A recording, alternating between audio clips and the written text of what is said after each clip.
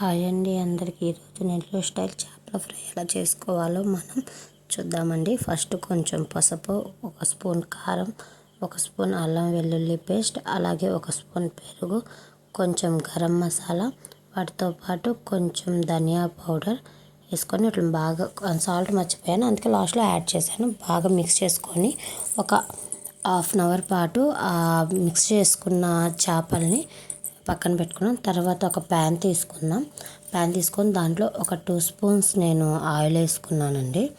Oil వేసుకొని దాంట్లో మనం ఇందాక కలిపి పెట్టుకున్న చేపల్ని ఒక్కొక్కటిగా దాంట్లో మన ప్యాన్లో వేసుకోవాలండి. వేసుకొని వాటిని ఒక సైడ్ బాగా కుక్ అయిన తర్వాత మనకు కాలింది అని అనుకున్నప్పుడు వాటిని మనం మళ్ళీ ఇట్లా రిటర్న్ మళ్ళీ తిరిగి వేసుకోవాలండి.